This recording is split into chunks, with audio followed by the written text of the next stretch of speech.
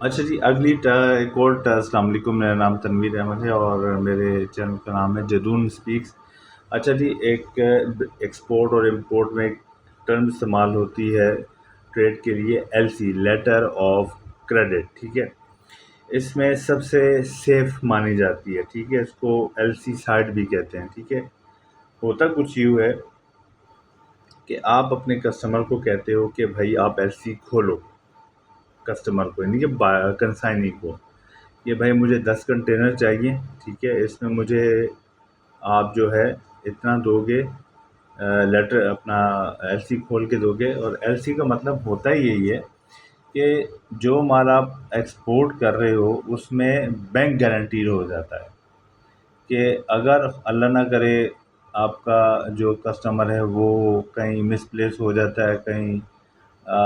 کچھ بھی اس کے ساتھ حادثہ ہو جاتا ہے، تو بینک اس کی گارنٹی لیتا ہے کہ یہ ایل سی جو ہے وہ اس کی جگہ، ایل سی جو آپ نے کھلوائی ہے اس کی جگہ پیمنٹ ہم کریں گے، ٹھیک ہے۔ لیکن اس کے لیے جو جب ایل سی کھلوائیں گے تو ان میں کچھ چیزوں کی احتیاط آپ کے لیے لازمی ہے تاکہ آپ وہ سیف رہیں۔ اور اس میں ایل سی میں ہمیشہ جو شپر ہوتا ہے وہ سیف رہتا ہے، ٹھیک ہے جی۔ اور یہ ٹریڈ کرنے کا بہت آسان اور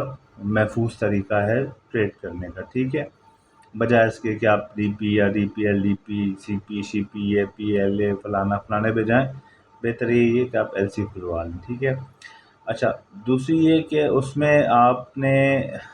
سی آئی ایف یا سی آئی ایف نہیں کرنا، سی آر ایف آپ نے وہ رکھنی ہے، ٹھیک ہے۔ ایف او بی جو آپ کی میوچل انڈرسٹینڈنگ ہو، لیکن کوشش کریں کیونکہ یہ انروزمنٹ کا معاملہ ہے، بینک انروز ہوتا ہے اس میں بھی، اور جو وہاں کا فارنر بینک ہے وہ آپ کا بی ایل پہ نومینیٹ ہوتا ہے کیونکہ اسی کو دے گا۔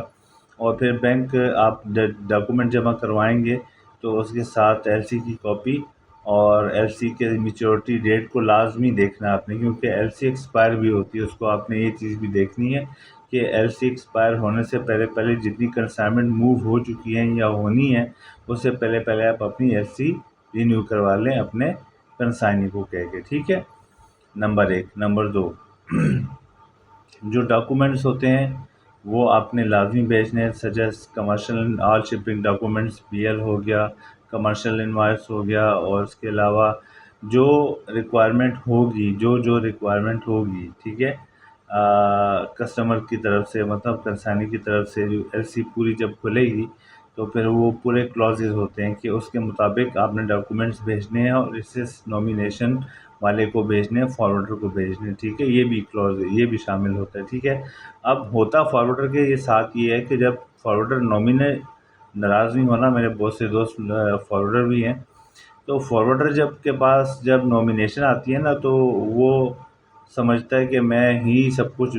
وہ کہتے ہیں نا کبھی کبھی لگتا ہے اپنی بھگوان ہے، تو وہ اپنی مرضی کی جو ہے نا آپ سے چارجز لے گا، کچھ آپ کو ایسے ایسے چارجز لگائے گا جو آپ نے خواب و خیال میں بھی نہیں سوچے ہوں گے، ٹھیک ہے۔ تو وہ آپ کو پے کرنے پڑیں گے کیونکہ نومینیشن ہے، تو نومینیشن شاہ سے بڑھ کے شاہ کا وفادار، تو انہوں نے کمانا ہے، جب 3 گنا گمانا ہے نومینیشن والے 5-6 گنا گماتے ہیں، ٹھیک ہے۔ لیکن جو مارکیٹ ریٹ ہے آپ تھوڑا سا ان سے نیگوشیشن کریں گے تو ہو سکتا ہے وہ سارٹ آؤٹ کر لیں، تھوڑی بہت کمی بیشی کر لیں۔ اچھا جی، تو کوشش یہ رہے گی کہ آپ ایل سی پہ ہی کام کریں، ٹھیک ہے، سائٹ ایل سی پہ کام کریں، کوئی اتنی بڑی نہیں ہے، بس تھوڑا سا اپنے آپ کو آپ نے فوکس رکھنا ہے اپنے ڈاکومنٹیشن کے اوپر، کیونکہ بعض اوقات ایل سی پہ یہ بھی کلوز ہوتا ہے کہ اگر خدا نہ خواستہ کوئی آپ کے ایل سی میں کسی بھی ڈاکومنٹ میں ڈسکرپنسی نکلی تو اس کے چارجز بینک کاٹے گا، فوراً بینک کاٹے گا۔ تو یہ چیزیں آپ نے بال پھونک کے آپ نے دیکھنی ہے، اگر جہاں 2 دفعہ آپ ڈاکومنٹ چیک کرتے ہیں وہاں 6 دفعہ کریں، ٹھیک ہے۔ اس کا ایچ ایس کوڈ، اس کی کنسائنی، اس کا سی ایس، اس کا پری پیڈ فلیٹ، فریٹ کلیکٹ اور دیگر جو معاملات ہیں، سینئر حضرات میری بات سمجھ رہے ہوں گے، ٹھیک ہے۔ تو اس میں ایک ایک چیز کو آپ نے دیکھنا ہے، ٹھیک ہے۔ اینڈ آف دا ڈے پوری آپ نے اس کو گو تھرو کرنا ہے ایل سی کو، جہاں آپ کے پاس ایل سی ریسیو ہوگی، ٹھیک ہے۔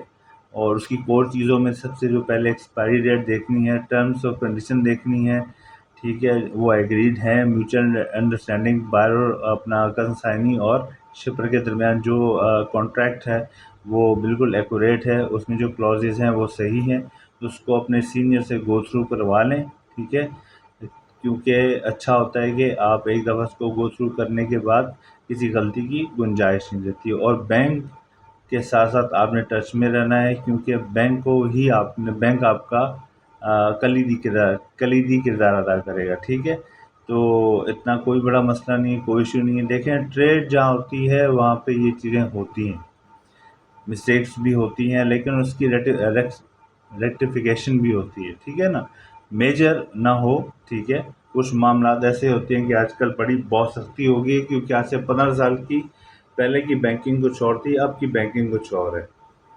اب ڈاکومنٹیشن زیادہ ہو گئی ہے due to somehow reason, بیچ میں کچھ ایسا کچھ ہوا تھا کہ منی لانڈرنگ اور حوالہ اور اس طرح کے کیسز ہوئے تھے آج سے 5 سال پہلے، میں جانا نہیں چاہ رہا اس طرف، ٹھیک ہے، لیکن اس وجہ سے گورنمنٹ نے ایگل آئی رکھی ہوئی ہے اپنے ایکسپورٹر اور امپورٹر دونوں پہ، ٹھیک ہے جی۔ اور دوسرا یہ ایک اور میں بات بتا رہا چلو ای پی زیڈ کے حوالے سے اور سی ایف ایس کے حوالے سے، دیکھیں کچھ چیزیں ایگزیمپٹڈ ہوتی تھیں پہلے، آپ اس کو آئی بی پہ اٹھا لیا کرتے تھے، ٹھیک ہے۔ آئی بی پہ اٹھانے کا مقصد یہ ہوتا ہے کہ آپ نے اس کی ڈیوٹی نہیں پے کی، آپ نے اس کو پوسٹ ڈیٹڈ چیک دے دیا اور آپ نے اس کو کہا کہ جی ری ایکسپورٹ میں نے شو کرنا ہے، ٹھیک ہے۔ اب سینیریو تھوڑا چینج ہو گیا، اب چینج اس طرح ہو گیا کہ صرف اور صرف آپ کا جو گارمنٹ کے اندر لگے گا، ٹھیک ہے، جو مٹیریل کیئر لیول ہو گیا اس کی الاؤمنٹ ہے، اور یہ میں ریسنٹلی اپڈیٹ بتا رہا ہوں۔ اگر اس کے علاوہ کوئی بھی چیز بیرونی سطح پہ لگی، مثال کے طور پہ کوئی بھی ایسی چیز، ٹھیک ہے، اس کا